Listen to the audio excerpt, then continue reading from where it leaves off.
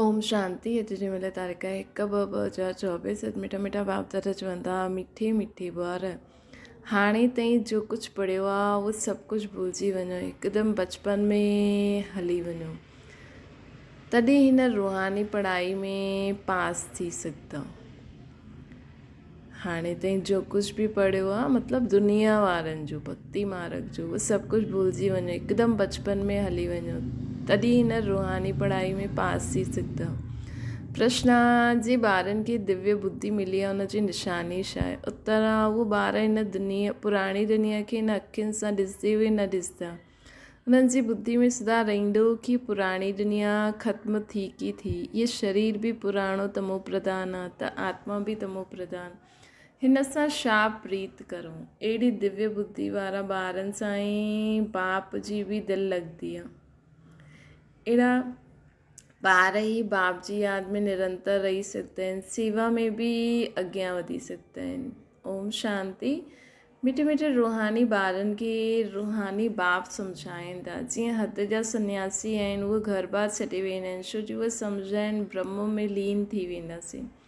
हिन करे दुनिया सां आसक्ति छॾणु चाहींदा आहिनि। अभ्यास बि ईअं कंदा हूंदा, वञी करे एकांत में रहंदा हूंदा, उहो ब्रह्म में लीन थी वञो। सन्यासी छा सोचंदा आहिनि कि उहे घर बार छॾे वेंदा आहिनि, छो जो उहे सम्झंदा आहिनि कि असां ब्रह्म में लीन थी वेंदासीं। हिन करे दुनिया सां आसक्ति छॾणी खपे। अभ्यास बि ईअं ई कंदा रहंदा आहिनि, वञी करे एकांत में रहंदा आहिनि। उहे आहिनि हठ योगी तत्वज्ञानी, सम्झंदा आहिनि ब्रह्म में लीन थी वञो, इन करे ममत्व मिटाइण लाइ घर बार छॾे ॾींदा आहिनि।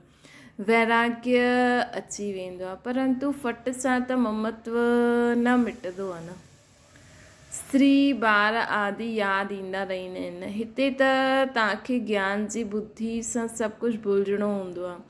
कोई बि चीज़ जल्दी न भुलिजंदी। ज्ञान सां असांखे बुद्धि से सम्झ न ईंदी न। हर हिकु ॻाल्हि खे ज्ञान जी ॻाल्हि सां रिप्लेस करो। मन में जेका बि संकल्प हूंदा आहिनि, बुद्धि में बाबा जो ज्ञान धारण करे उन ॻाल्हियुनि खे ज्ञान सां रिप्लेस करो, तॾहिं ई चीज़ पुराणी भुलिजंदियूं। हाणे तव्हांजो इहो बेहद जो सन्यास कंदा आहियो, यादि त सभु सन्यासियुनि खे बि रहंदो आहे, परंतु बुद्धि सां सम्झंदा आहिनि कि असांखे ब्रह्म में लीन थियणो आहे, इन करे असांखे देहभान न रखिणो आहे। उहो आहे हठ योग मार्ग। सम्झंदा आहिनि असां इहे शरीर छॾे ब्रह्म में लीन थी वेंदासीं। उन्हनि खे पतो ई न आहे कि असां शांतिधाम में कीअं वञी सघंदा आहियूं।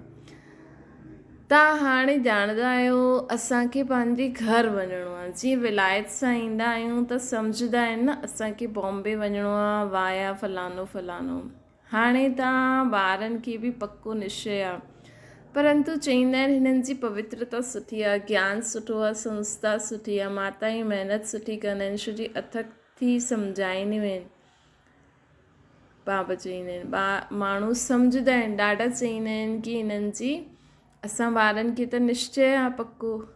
माण्हू बि चईंदा आहिनि ॾाढा कि हिननि जी पवित्रता सुठी आहे, ज्ञान सुठो आहे, संस्था सुठी आहे, माताऊं महिनत सुठी कंदियूं आहिनि, छो जी अथक थी सम्झाईंदा आहिनि, पंहिंजो तन मन धन लॻाईंदा आहिनि, इन करे सुठी लॻंदी आहे। परंतु असां बि अहिड़ो अभ्यास करूं, इहे ख़्यालु उन्हनि खे न ईंदो आहे।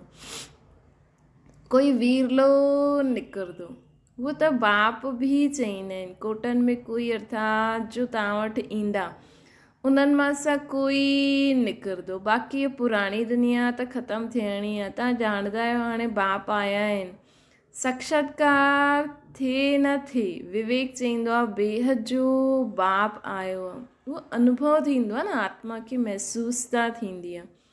इहे बि तव्हां ॼाणंदा आहियो बाप हिकु ई आहे, उहो ई पारलौकिक बाप ज्ञान जो सागर आहे न। लौकिक खे कभी ज्ञान जो सागर न चईंदासीं। इहे बि बाप ई अची करे तव्हां ॿारनि खे पंहिंजो परिचय ॾींदा आहिनि। तव्हां ॼाणंदा आहियो हाणे पुराणी दुनिया ख़त्म थियणी आहे। असां 84 जन्मनि जो चकर पूरो कयो, हाणे असां पुरुषारथ कंदा आहियूं वापसि सुखधाम में वञण लाइ, वाया शांतिधाम। शांतिधाम त ज़रूरु वञिणो ई आहे न, हुतां खां पोइ हिते अचिणो आहे। मनुष्य त हिन ॻाल्हियुनि में मुंझल आहिनि। असांखे सुखधाम में वञिणो आहे वाया शांतिधाम। मनुष्य त हिन ॻाल्हियुनि में मुंझल आहिनि। कोई मर्द आहे त सम्झंदा आहिनि वैकुंठ विया, परंतु वैकुंठ आहे किथे? इहे वैकुंठ जो नाम त भारतवासी ॼाणंदा आहिनि, ॿिया धर्म वारा न ॼाणंदा आहिनि। सिर्फ़ु नाम ॿुधो आहे, चित्र ॾिठा आहिनि। देवताउनि जा मंदर ॾाढा ठहींदा आहिनि। जीअं इहे दिलवाड़ो मंदरु आहे, लाखों करोड़ो रुपए ख़र्चो करे ठातो अथनि, ठाहींदा ई रहंदा आहिनि। देवी देवताउनि खे वैष्णव चईंदा आहिनि। उहो विष्णु जी वंशावली, उहो त आहे ई पवित्र। सत्युग खे चइबो आहे पावन दुनिया, इहा आहे पतित दुनिया। सत्युग जे वैभव आदि हिते हूंदा न आहिनि। हिते त अनाज आदि सभु तमो प्रधान ठही वेंदा आहिनि, स्वाद बि तमो प्रधान आहे। ॿार ध्यान में वेंदा आहिनि, चईंदा आहिनि असां शूबी रस पी करे आयासीं, ॾाढो स्वादु हुयो शूबी रस में। हिते बि तव्हांजे हथ जो खाईंदा आहिनि त चईंदा आहिनि ॾाढो स्वादु आहे, शूजी तव्हां सुठी रीति ठाहींदा, सभु दिलि भरे करे खाईंदा आहिनि। ईअं न तव्हां यादि योग में रही करे ठाहींदा आहियो तॾहिं स्वीट थींदो आहे, न, इहा त प्रैक्टिस थींदी आहे न। कोई ॾाढो सुठो भोजन ठाहींदो आहे, हुते त हर चीज़ सतो प्रधान हूंदी, इन करे ॾाढी ताक़त रहंदी आहे। तमो प्रधान थियण सां ताक़त घटि थी वेंदी आहे।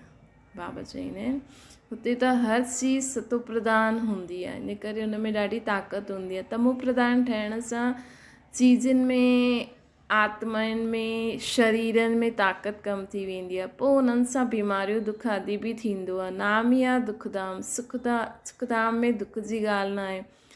असां एतिरा सुख में वेंदा आहियूं जेके स्वर्ग जो सुख चइबो आहे। सिर्फ़ु तव्हांखे पवित्र ठहिणो आहे, सो बि हिन जन्म जे लाइ।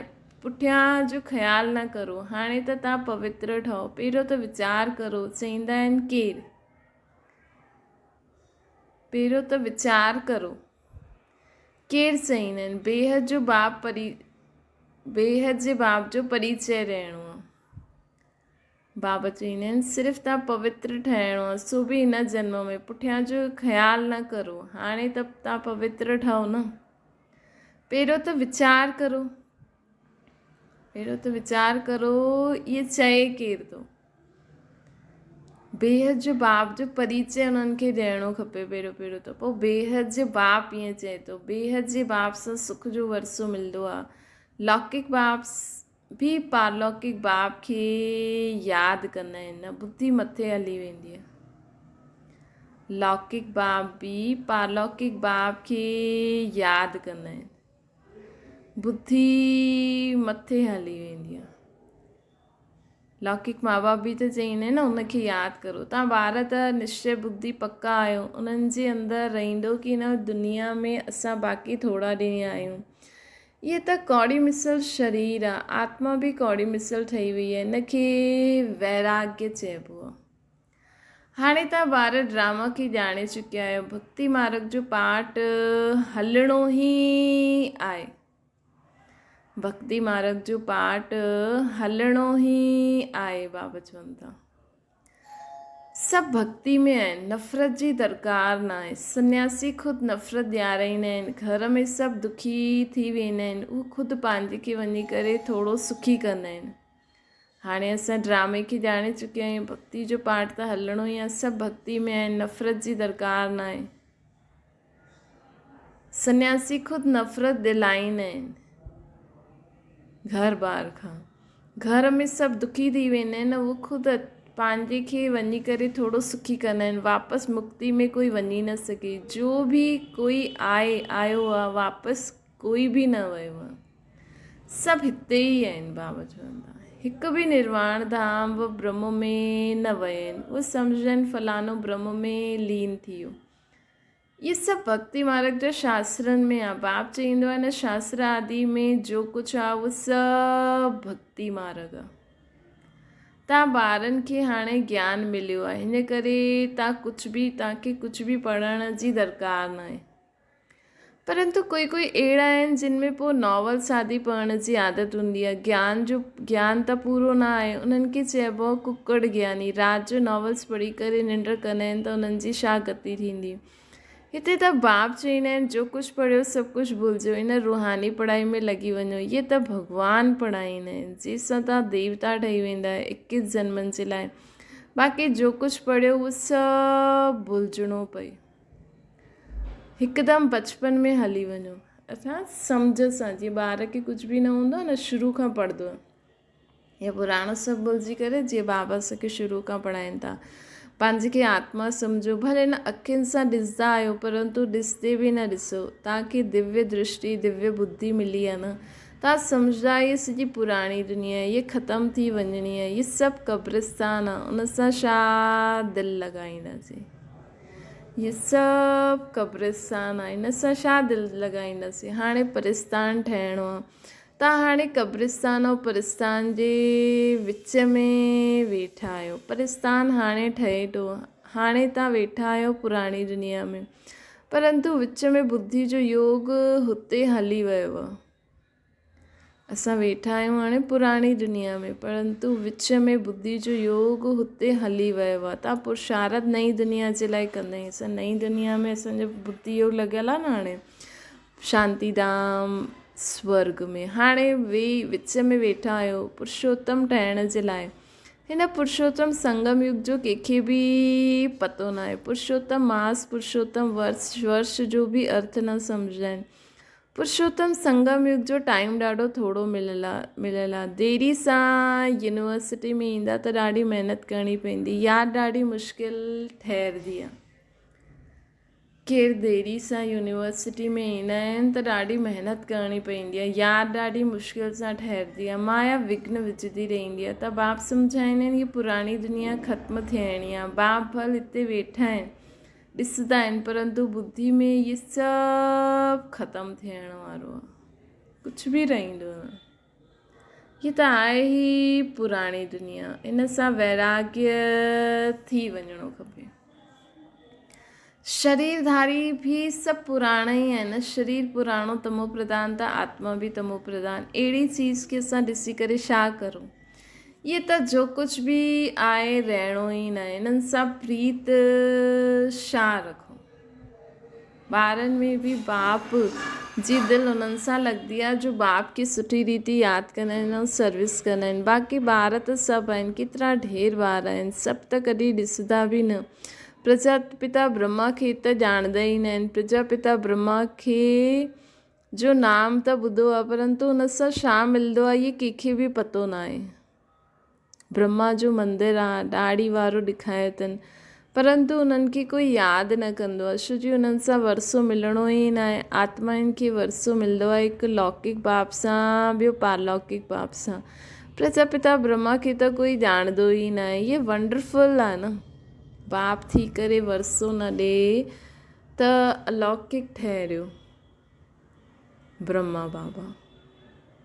वरसो हूंदो आहे हद जो बेहद जो, विच में वरसो हूंदो न आहे। भले प्रजापिता ब्रह्मा चईंदा आहियूं, पिता आहे न प्रजापिता, परंतु वरसो कुझु न मिलंदो आहे। हिन अलौकिक बाप खे बि वरसो पारलौकिक बाप खां मिलंदो आहे, त इहे पोइ ॾींदा कीअं। पारलौकिक बाप इन्हनि जे थ्रू ॾींदा आहिनि। इहे रथ आहे, बाबा चवनि था इहा रथ आहे, इन्हनि खे छा यादि करिणो। इहा रथ आहे बाबा जो, इन्हनि खे छा यादि करिणो। इन्हनि खे ख़ुदि बि उन बाप खे यादि करिणो पवंदो आहे। उहे माण्हू सम्झंदा आहिनि इहे ब्रह्म खे ई परमात्मा सम्झंदा आहिनि, परंतु असांखे वरसो इन्हनि सां न मिलंदो आहे। वरसो त असांखे शिव बाबा सां मिलंदो आहे। इहे त विच में दलाल रूप में आहिनि, इहे बि असां जहिड़ो स्टूडेंट आहे। डिॼण जी कोई ॻाल्हि कोन्हे। बाप चईंदा आहिनि डिॼण जी कोई ॻाल्हि कोन्हे। बाप चईंदा आहिनि हिन समय सॼी दुनिया तमो प्रधान आहे, तव्हांखे योग बल सां सतो प्रधान ठहिणो ई आहे। लौकिक बाप सां हद जो वरसो मिलंदो आहे, तव्हांखे हाणे बुद्धि लॻाइणी आहे बेहद में। बाप चईंदा आहिनि सवाइ बाप जे ॿियो कंहिंसां बि कुझु मिलणो न आहे, पोइ भल देवतायूं छो न हुजनि। हिन समय सभु तमो प्रधान आहिनि। लौकिक बाप सां वरसो त मिलंदो ई आहे, सवाइ बाप जे कंहिंसां कुझु बि न मिलणो। पोइ भले देवता ई छो न हुजनि, देवता ई छो न हुजनि त बि उहो कंहिंखे कुझु ॾेई न सघंदा आहिनि। बाक़ी न लक्ष्मी नारायण सां तव्हां छा चाहींदा आहियो, उहो माण्हू त सम्झनि ई अमर आहिनि, कॾहिं मरदा न आहिनि, तमो प्रधान ठहींदा न आहिनि। लेकिन तव्हां ॼाणंदा आहियो सतो प्रधान जो हुया उहे ई तमो प्रधानता में ईंदा आहिनि। श्री कृष्ण खे त लक्ष्मी नारायण खां बि ऊच सम्झंदा आहिनि, छो जो उहो पोइ बि शादी कयल आहे। श्री कृष्ण त जनम सां ई पवित्र आहे, इन करे श्री कृष्ण जी ॾाढी महिमा आहे। झूलो बि श्री कृष्ण खे झिलाईंदा आहिनि, जयंती बि श्री कृष्ण जी मल्हाईंदा आहिनि, लक्ष्मी नारायण जी छो न मल्हाईंदा आहिनि। ज्ञान न हुजण जे कारण श्री कृष्ण खे द्वापर में खणी आहिनि। चईंदा आहिनि गीता ज्ञान द्वापर में ॾिनई, केतिरो कठिन आहे न कंहिंखे सम्झाइणु। चई ॾींदा आहिनि ज्ञान त परंपरा खां हलियलु आयो आहे, परंतु परंपरा बि कॾहिं खां इहे कोई न ॼाणंदा आहिनि। पूजा कॾहिं खां शुरू कई इहे बि न ॼाणंदा आहिनि। हिन जे लाइ चई ॾींदा आहिनि रचता ऐं सृष्टि जी आदि मध्य अंत खे न ॼाणंदा आहियूं। पूजा कॾहिं खां शुरू कई, छा थियो न ॼाणण जे कारण चईंदा आहिनि कि रचता ऐं सृष्टि जे आदि मध्य अंत खे न ॼाणंदा आहियूं। कल्प जी आयु लाखों वर्ष चइण सां परंपरा चई ॾिनो अथनि। कल्प जी आयु लाखों वर्ष चइण सां इन करे परंपरा चई छॾियो अथनि। तिथि तारीख़ कुझु बि न ॼाणंदा आहिनि। लक्ष्मी नारायण जो बि जन्म ॾींहुं न मल्हाईंदा आहिनि। चईंदा आहिनि इनखे चइबो आहे अज्ञान अंधेरो। तव्हां में बि कोई यथार्थ रीति न ॻाल्हियुनि खे ॼाणंदा न आहिनि, तॾहिं त चईंदा आहिनि महारथी घोड़े सवार प्यादा। गज खे ग्राह खाधई, ग्राह वॾो हूंदो आहे, हिकदमि हप करे ॾींदा आहिनि। गज खे ग्राह खाई छॾंदो आहे, ग्राह वॾो हूंदो आहे, हिकदमि हप करे वठंदो आहे, जीअं सर्प मेंढक खे हप कंदो आहे न। भॻवान खे भगवान मालिक भैया छो चईंदा आहिनि, इहे बि तव्हां सम्झंदा आहियो। बाप अची करे विषय सागर सां पार वठी वेंदा आहिनि। तव्हां त चईंदा आहियो नैया मुंहिंजी पार लॻायो प्रभु। तव्हांखे बि हाणे पतो पियो आहे कि असां कीअं पार वञूं था। असांखे बि हाणे पतो पियो आहे कि असां कीअं पार वञूं था परम धाम में। बाबा असांखे खीर सागर में वठी था हलनि, हुते दुख दर्द जी ॻाल्हि न हूंदी आहे। तव्हां ॿुधी करे ॿियनि खे बि चईंदा आहियो कि नैया खे पार करण वारो खिवैया चईंदा आहिनि हे ॿार तव्हां सभु पंहिंजे खे आत्मा सम्झो। तव्हां पहिरियों खीर सागर में हुयो, हाणे विषय सागर में अची करे पहुचा आहियो। पहिरियों तव्हां देवता हुयो। बाबा असांखे चवनि था न पहिरियों असां खीर सागर में हुआसीं, हाणे विषय सागर में अची करे पहुचा आहियूं। तव्हां पहिरियों देवता हुयो। स्वर्ग आहे वंडर ऑफ वर्ल्ड, सॼी दुनिया में रूहानी वंडर आहे इहो स्वर्ग। सॼी दुनिया में रूहानी वंडर आहे इहो स्वर्ग। नाम ॿुधी करे ई ख़ुशी थींदी आहे न। हेवन में तव्हां रहंदा आहियो, स्वर्ग जो नाम ॿुधी करे ई ख़ुशी थी वेंदी आहे असांखे। हेवन में तव्हां रहंदा आहियो, केॾी वॾी दुनिया हूंदी, ऐं एॾी वॾी दुनिया जो असां राज्य था वठूं। हिते 7 वंडर्स ॾेखारींदा आहिनि। ताजमहल में बि वंडर चईंदा आहिनि, ताजमहल खे बि वंडर चईंदा आहिनि, परंतु हुन में रहण जो थोरी आहे। तव्हां त वंडर ऑफ वर्ल्ड जा मालिक ठहींदा आहियो। तव्हां रहण जे लाइ बाप सां केतिरो वंडरफुल, तव्हांजे रहण जे लाइ बाप केतिरो वंडरफुल वैकुंठ ठाहींदा आहिनि। 21 जन्मनि जे लाइ पदमपति ठही वेंदा आहियो। त तव्हां ॿारनि खे बि केतिरी ख़ुशी हुजणी खपे। असां हुन पार वञूं था। असां ॿारनि खे बि केॾी ख़ुशी हुजणी खपे, असां हुन पार वञूं था। अनेक बार तव्हां ॿार स्वर्ग में विया आहियो, चकर तव्हां लॻाईंदा ई रहंदा आहियो। पुरुषार्थ अहिड़ो करिणो खपे जो नई दुनिया में असां पहिरियों अचूं। पुराणे मकान में वञण जी दिलि थोरी थींदी आहे। बाबा जोर ॾींदा आहिनि पुरुषारत करे नई दुनिया में वञो। बाबा असां वंडर ऑफ वर्ल्ड जा मालिक ठाहींदा आहिनि। बाबा असांखे वंडर ऑफ वर्ल्ड जा मालिक ठाहींदा आहिनि। त अहिड़े बाप खे छो न यादि करूं असां। बाबा असांखे एॾी वॾी वंडर ऑफ वर्ल्ड जो मालिक ठाहींदा आहिनि, त अहिड़े बाप खे असां छो न यादि करूं। ॾाढी महिनत करणी आहे, इनखे ॾिसंदे बि न ॾिसो, हिन पुराणी दुनिया खे ॾिसंदे बि न ॾिसो। बाप चवंदा आहिनि भल मां ॾिसंदो आहियां, परंतु मूं में ज्ञान आहे, मां थोरे रोज़ जो मुसाफ़िर आहियां। त असां बि ॾिसंदे यूज़ कंदे ॻाल्हाईंदे इहा बुद्धि में रखो, असां थोरे से रोज़ जा हाणे मुसाफ़िर आहियूं।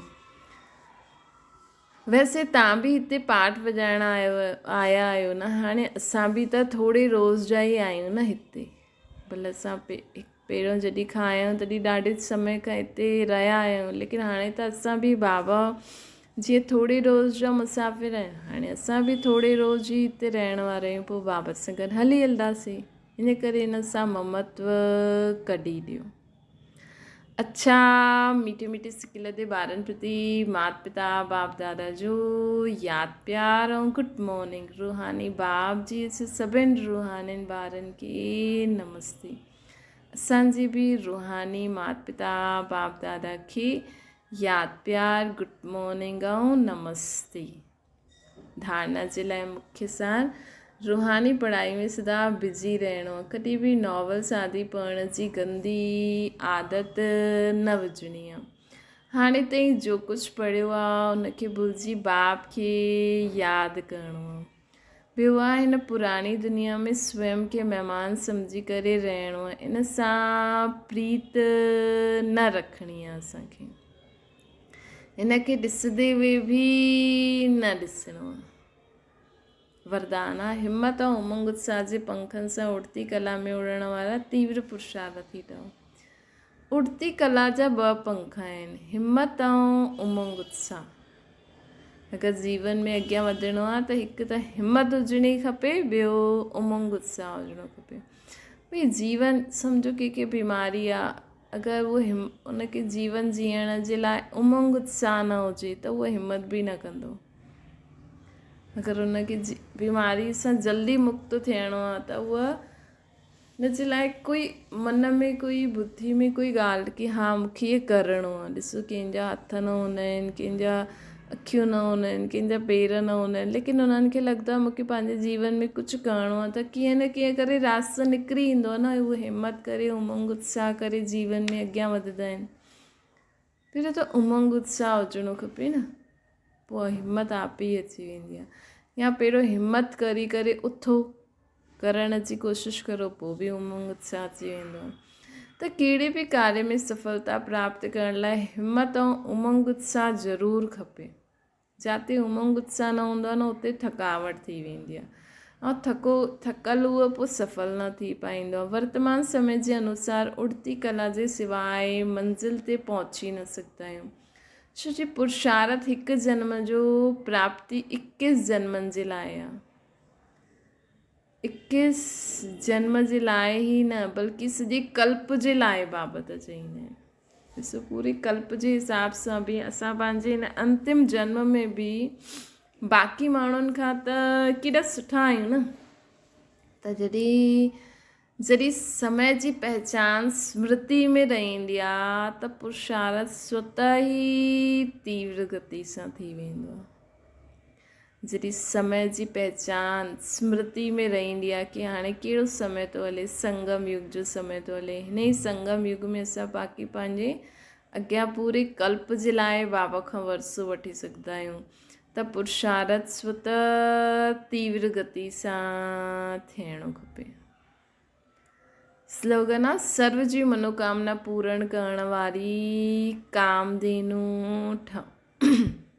सर्व जी मनोकामना पूर्ण करण वारी कामधेनु ठहिणो असांखे। अच्छा, ओम शांति। बाबा खे यादि करो।